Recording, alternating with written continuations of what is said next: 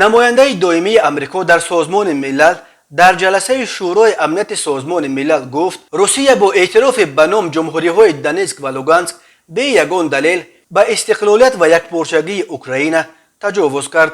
توماس گرینفیلد معتقد است که پرزیدنت کنونی روسیه ولادیمیر پوتین دعوای دیگرباره زیر چتر مسکو جمع آوردن تمام سرزمین‌های سابق امپرای روسیه را در سر دارد. پرزیدنت پوتین ادعا دارد که روسیه امروز به تمام قلمرو امپریای روسیه حق کامل دارد. آن امپریایی که تا اتحاد شوروی انو 100 سال پیش وجود داشت، حضور داشت دیپلمات امریکایی. این تمام قلمرو اوکراین، فنلاندیا و بلاروسیا را در بر میگیرد. گرجستان، مولداوا و قزاقستان و قرقیزستان، تاجیکستان، ترکمنستان و ازبکستان را در بر میگیرد. لیتوا، لاتویا و استونیا را هم، این همچنین یک قسم پولش و ترکیه را هم در بر میگیرد. نقل قول کرده است از توماس گرینفیلد خبرگزاری های رسمی روسیه تاس. عملا افزود خانم توماس گرینفیلد پوتین میخواهد که جهان باقی به دوران برگردد که سازمان ملل هنوز وجود نداشت و جهان را امپریاها اداره میکردند، ولی حالا سال 2022 است، سال 1919 نیست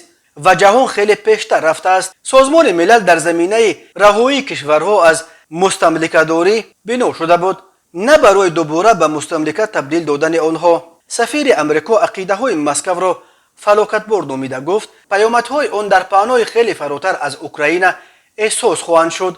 او گفت روسیه با رفتار خود معیارهای اصلی حقوق بین المللی و آیین‌نامه سازمان ملل را به چالش کشیده است. او خبر داد که امریکا علیه روز 22 فوریه به ضد روسیه سنگین‌ترین تحریمات جاری خواهد کرد. یادآور می‌شویم رئیس جمهوری روسیه ولادیمیر پوتین هنگام پخش مستقیم تلویزیونی فرمانها درباره به رسمیت شناختن استقلالیت لوگانسک و دونتسک اوکراین، دو منطقه تحت نظارت جدایی خواهانه زیر حمایت مسکو را امضا کرد.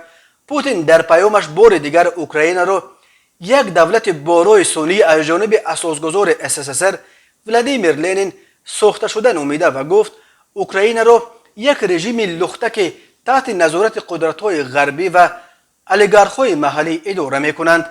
جالب آن است که برخی رهبران اول روسیه تا ملاقات با پوتین حتی نمی‌دانستند که مقصد او چیست. برای مثال سرگئی نریشکین در اول حتی گفت از همراه کردن لوگانسک و دونتسک به قلمرو روسیه پشتیبانی می‌کند. پوتین مجبور شد او را اصلاح کند که سخن تنها درباره به رسمیت شناختن آنها می‌رود.